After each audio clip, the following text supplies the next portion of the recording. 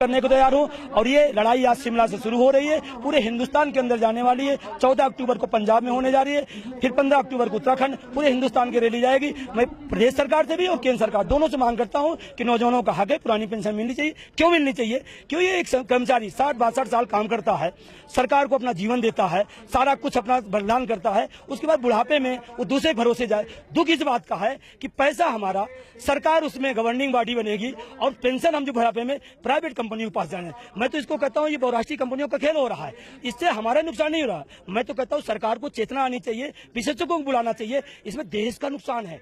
क्योंकि हमारा पैसा और सरकार का पैसा 10% आज की डेट में जो एनपीएस बोलते हैं वो कंपनियां ले जा रही हैं, पैसा हमारा कंपनी लेके चली जा रही है। अब मैं एक सवाल करता हूं सरकार से, मुख्यमंत्री जी से, प्रधानमंत्री जी से, विजय माल्या जैसे लोग देश का पैसा लेके भाग गए, आप कुछ नहीं कर पाए। हम छोटे से कर्मचारी हैं, हम जब बूढ़े हो जाएंगे हम किस कंपनी में पीछे दौड़ते जाएंगे? हमें पेंशन मिलनी चाहिए। बिल्कुल, बहुत अच्छा सवाल आपने किया कि 10 साल पहले क्यों?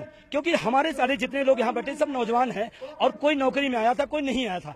हमारे जो जिम्मेदार साथी थे, जो संगठनों पर लेवल पर थे, उनकी जिम्मेदारी थी, उन्होंने जाने अनजाने में कहीं न कहीं गलती की, उन्हें प्रोटेस्ट करना चाहिए था। लेकिन क्या मान लीजिए हमारे गार्जियन ने, हमारे माँ बाप ने कोई गलती की तो क्या नौजवान भी वो गलती करेगा? इसलिए नौजवान ने अपना हक मांगने के लिए शिमला में रैली किया है और आप नजारा देख रहे हैं चारों तरफ कि क्या नजारा है। आप बिल्कुल बहुत सारी जानकारी आपने पूछा, मैं आपको जानता हूँ। आरटीआई के माध्यम से, तमाम मंत्रालय के माध्यम से ये चीजें निकल गई।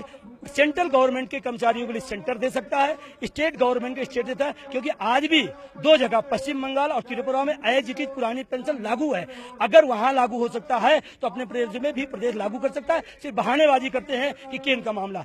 अच्छी तो बात है केंद्र पहल करे, जिसे इसको खत्म करने की उसे बहाल करे, लेकिन मैटर केंद्र के कर्मचारी केंद्र का, राज्य कर्मचारी राज्य है, ये स्वतंत्र है, क्योंकि पश्चिम बंगाल त्रिपुरा उसका उदाहरण है। जी बिल्कुल, हम बस एक पूरी नेशनल टीम हमारी बैठी बंगलौर के अंदर और 23 तारीख को तो हम लोगों ने तय किया कि हम लोग शांतिपूर्ण अपनी बात रखेंगे। माननीय मुख्यमंत्री से, सरकार से हमारी बात 15 अगस्त तक मान ली जाती है तो वेरी गुड, बहुत अच्छी बात है।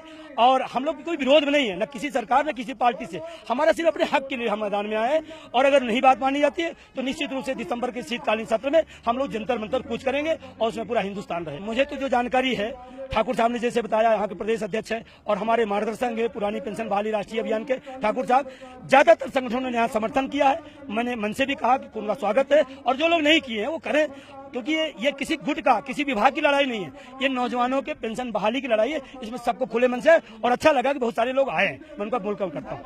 देना चाहता हूँ, बहुत अच्छी बात है। बोझ पड़ रहा है, ये कहा जा रहा है, अभी कल की डेट में सांसदों ने 250 गुना वेतन वृद्धि की, वेतन भत्ते में सब वृद्धि की। उस पर बोझ नहीं है क्या सर?